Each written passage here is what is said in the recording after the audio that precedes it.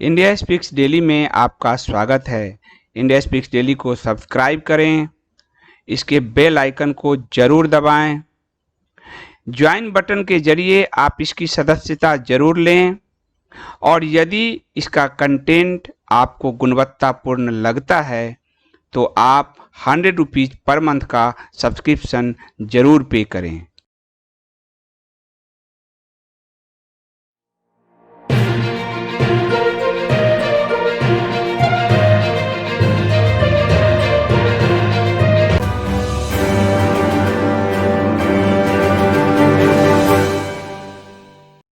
सुशांत सिंह राजपूत वाले मामले में सौविक और सैमुअल से ने पूछताछ में बताया है कि रिया के कहने पर सुशांत के लिए वो ड्रग्स मंगवाते थे।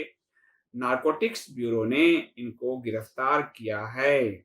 सौविक चक्रवर्ती और सैमुअल मिरांडा को गिरफ्तार किया है। अभी तक रानी मधुमक्खी बची हुई है। रानी मधुमक्खी जिसके कहने पर ये ड्रग्स का पूरा पैर धंधा चल रहा था। पूरे एक फिल्म तो इसने शायद किया है, वो भी महेश भट्ट का, और पता नहीं कैसे इतने खर्चे उठा रही थी। अब धीरे धीरे खुल रहा है। और एक अच्छी बात हुई है कि जो मीडिया इसको दबाने की कोशिश कर रहे थे उनके मुंह पर तमाचा पड़ा है, क्योंकि जब रिया का भाई गिरफ्तार हो चुका है, सैमुअल मिरांडा गिरफ्तार हो चुका है, तो फिर रिया की गिरफ्तारी भी कभी भी हो सकती है, क्योंकि इन दोनों ने अपने बयान में कहा है कि वो तो रिया के इशारे पे ही ड्रग्स मंगवाते थे। उन्होंने साफ कहा कि रिया के कहने पर हम ड्रग्स मंगवाते थे। ये भी एनसीबी की तरफ से सूचना आई है कि रिया का जो भाई है सौबिक, वो 4 से 5 ड्रग पैडलर्स के संपर्क में था और वो जो है सैमुअल मिरांडा को ही उनका नंबर देता था जिससे बातचीत होती थी। इस पूरे मामले में सबसे दोगला और पाखंडी चेहरा बॉलीवुड का सामने आया है। बॉलीवुड के जो दोगले चरित्र हैं वो सामने आए हैं। सुशांत सिंह राजपूत की संदिग्ध मौत हुई, बॉलीवुड शांत रहा। उससे पहले जिया खान की संदिग्ध मौत हुई, बॉलीवुड शांत रहा। उससे पूर्व दिव्या भारती 90 के दशक में संदिग्ध मौत हुई, बॉलीवुड शांत रहा। लेकिन आज जब रिया चक्रवर्ती पर गिरफ्तारी की तलवार लटक रही है तो बॉलीवुड प्रोड्यूसर्स गिल्ड कूद कर आया है। बॉलीवुड के बड़े बड़े स्टार तथा कथित ये विद्या बालन, इनकी भी फिल्म छोड़ दो क्योंकि इनका पति उसी बिजनेस में है। इनका पति बॉलीवुड बिजनेस में बहुत बड़ा नाम है। तो विद्या बालन, अनुराग कश्यप, स्वरा भास्कर, ये सब तो चूंकि कारतूस हैं। और पूरा प्रोड्यूसर्स गिल्ड ये इस तरह लिए आया है कि वो ताकि रिया की गिरफ्तारी को टाला जा सके। रिया ने शायद धमकी दे रखा है कि अगर वो गिरफ्तार होगी तो सबके नाम बताएगी, और एक बार नाम खुल गए ये धागे तो खुलते चले जाएंगे। इसलिए ये बॉलीवुड गैंग अब रिया को बचाने कूद पड़ा है। साथ ही बॉलीवुड गैंग का जो PR manager, TV news television channel, वो सब एक साथ मिलकर रिपब्लिक भारत पर हमलावर हो चुके हैं, क्योंकि रिपब्लिक भारत लगातार एक्सपोज कर रहा है। ये चाहे रजत शर्मा हो जो खान बिरादरी को टॉवेल अंदर डालकर प्राइम मिनिस्टर और राष्ट्रपति के सामने नचवाने का धंधा करता है, वो आज नैतिकता पर प्रवचन दे रहा है और वो कह रहा है कि किसी को माइक लेके पीछा करना ये उचित नहीं है। आपको बता दूं कि रजत शर्मा का इंडिया टीवी सुशांत सिंह राजपूत पर फेक न्यूज चला रहा था। सुशांत सिंह राजपूत पर रजत शर्मा के टीवी ने यह फेक न्यूज चलाया कि सुशांत सिंह राजपूत ने बहुत बड़ा इंश्योरेंस पॉलिसी ले रखा था जिसके लिए जबरदस्ती आत्महत्या को हत्या साबित किया जा रहा है। लेकिन जब जांच में पता चला, सुशांत सिंह राजपूत के वकील ने कहा कि हम नोटिस भेजने जा रहे हैं क्योंकि सुशांत सिंह राजपूत ने कोई इंश्योरेंस पॉलिसी ली ही नहीं थी, तो इस खबर को पीछे रजत शर्मा ने हटा लिया है। रजत शर्मा बॉलीवुड और के पीआर एजेंसी में एक बड़ी भूमिका इंडिया टीवी की है। पीआर मैनेजर की तरह आपकी अदालत मैनेज की जाती है। आप सबने देखा है, तीनों खान बिरादरी को लेकर आप इनके तरन्नुम सुनते रहे हैं। ये वही चैनल है जिसने कठुआ पर लगातार हिंदुओं को बलात्कारी, मंदिर को बलात्कार का स्थान साबित करने का प्रयास किया। मैंने खुद रजत शर्मा से पूछा था एक प्रोग्राम में कि आपने महबूबा मुफ्ती की सरकार और उसकी पुलिस के चार्जशीट बेस्ड खबर दिखाई, आपका रिपोर्टर ग्राउंड पर क्यों नहीं गया जैसे कि जीटीवी का गया? तो मुंह बगले बगले झांक रहे थे। पत्रकारिता के नाम पर ये धंधे चला रहे हैं।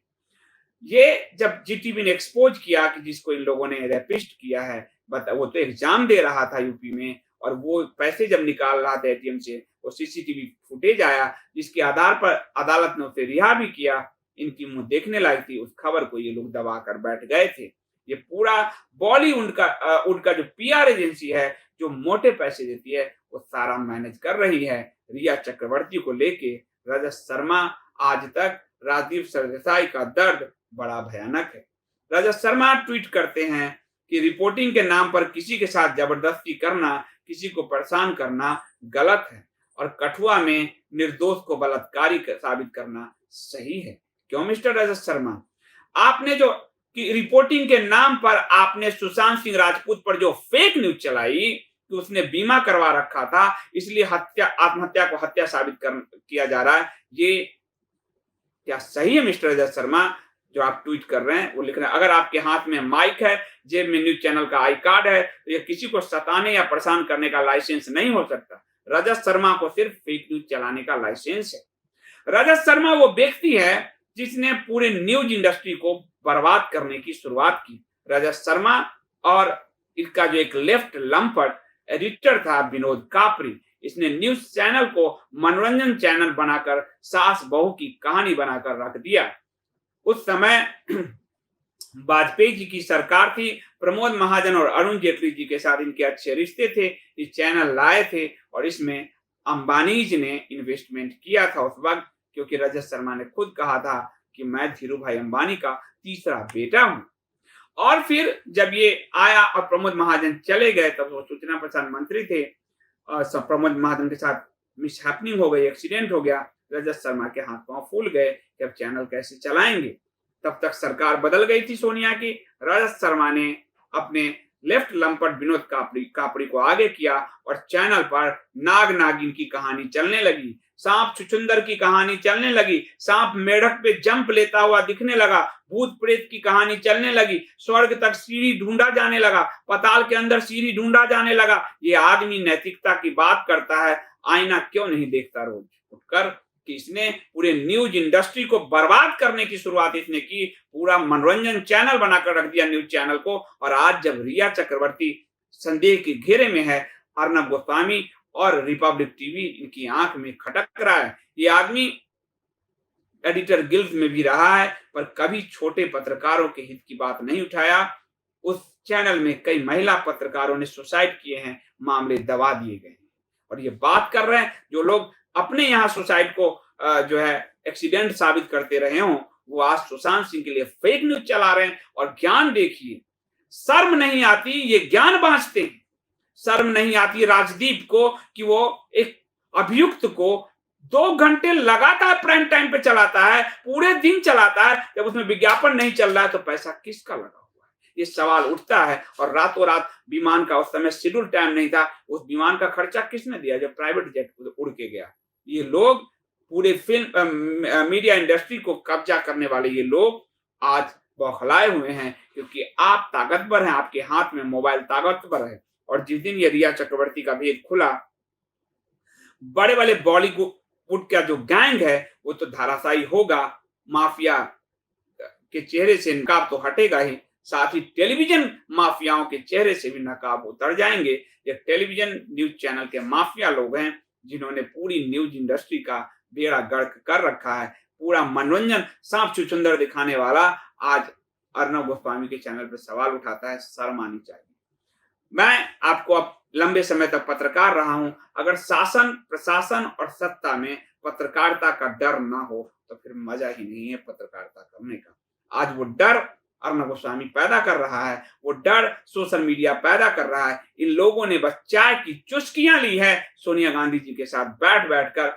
बताइए आप कि जो 2004 से लेकर 14 तक कितने घोटाले हुए, एक भी घोटाला खोलने का रिकॉर्ड क्या आज तक के पास है? नहीं। एक भी घोटाला क्या रजत शर्मा ने खोला है? नहीं। एक भी घोटाला क्या राजदीप ने खोला है? नहीं। एक भी घोटाला क्या बरखा ने खोला है? नहीं। हाँ, नीरा राडिया में एनडीटीवी बरखा शामिल रही है। राजदीप ने अपने चैनल बना लिए, पैसे कहां से आए? और ये जो रजत शर्मा कहते थे हम एक रूम में अपने माँ बाप के साथ इतने भाई बहन के साथ सोते थे, कुबेर ने कोई खजाना दिया था तुम्हें क्या? इतना 100 150 करोड़ रुपए लगते हैं चैनल बनाने में, कहां से आ गए? कहां से आ गए? हम तो अंबानी के तीसरे बेटे हैं कहते थे, कहां से आ गए? ये सारे, ये सब न्यूज चैनल की जगह पीआर एजेंसीज है। मत देखिए, वेब पर पढ़िए, जो पिक कर सकते हैं वो पढ़िए, जो छोड़ सकते हैं छोड़िए। इनको जरूरत नहीं है पढ़ने की। आज ये लोग बिलबिला रहे हैं क्योंकि सोशल मीडिया की ताकत बढ़ रही है। और रिया चक्रवर्ती के मामले में सौबिक और मिरांडा गिरफ्तार जो हो चुका है, उसकी जो उसके बयान बहुत महत्वपूर्ण हैं। और जब उसने रिया का नाम लिया है, अभी तक रिया क्यों गिरफ्तार नहीं हो रही है, ये एक बड़ी बात है, क्योंकि नाम उसके आ चुके हैं पैडलिंग में। और नारकोटिक्स ब्यूरो कंट्रोल ब्यूरो ने साफ कहा है कि सौबिक चक्रवर्ती और रिया चक्रवर्ती का आमना सामना कराया जाएगा, पूछताछ किया जाएगा। मेरा मन है कि जरा राजदीप और रजत शर्मा और अरुण पुरी जी को एक तरफ करके और रिया और महेश भट्ट और ये जो गैंग इनको एक तरफ कर दो, पता चल जाएगा कौन सा पीआर एजेंसी काम करता है इन सब के लिए।